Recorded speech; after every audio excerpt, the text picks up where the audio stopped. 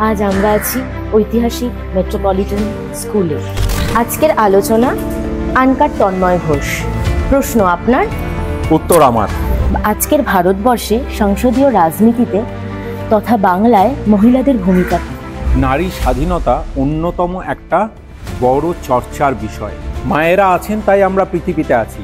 সুতরাং আমরা পৃথিবীর মানব সভ্যতার ইতিহাস থেকেই এটুকু জানতে পারি যে মহিলা বা নারীরা ছাড়া এই পৃথিবীতে থাকা অসম্ভব। অর্থাৎ সৃষ্টির আদি হচ্ছেন মহিলা, মায়েরা। বর্তমানে যুব ছাত্র রাজনীতি নিয়ে আপনার কি মতামত?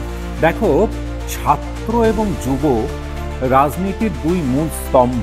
ছাত্র রাজনীতি ছাড়া রাজনীতির ভবিষ্যৎ অন্ধকার। ছাত্র রাজনীতি হচ্ছে পাহাড় থেকে নেমে আসা নদীর মতো। তখন সে উত্তাল, উদ্দাম, তার নীতি, তার উদ্দামতা, তার আবেগ, রাস্তায় পড়ে থাকা, এই জায়গা থেকে শুরু হয় ছাত্র রাজনীতি।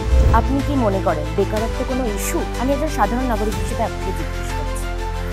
দুর্ভাগ্যের বিষয় হচ্ছে বেকারত্বটাই ইস্যু হওয়া উচিত ছিল রাজনীতিতে। আমার মনে হয় আগামী 3টে নির্বাচন শুধুমাত্র বেকারত্ব নিয়ে হওয়া উচিত। সারা দেশে কুম্ভ নিয়ে এত উন্মাদনা, কি বলবেন আপনি? সমস্যাটা সেখানে তৈরি হয়েছে যে কুম্ভ বা মহাকুম্ভের মতো এই যে বিপুল মানুষের সমাগম হচ্ছে, তাই নিয়ে গণ উন্মাদনার সৃষ্টি করা হয়েছে রাষ্ট্রের মদতে। তফাৎটা এখানে। আপনার মতে বাংলা জাতীয়তাবাদ সংসদীয় রাজনীতিতে কতটা প্রাসঙ্গিক? দেখো, বাংলা জাতীয়তাবাদ গুরুত্বপূর্ণ।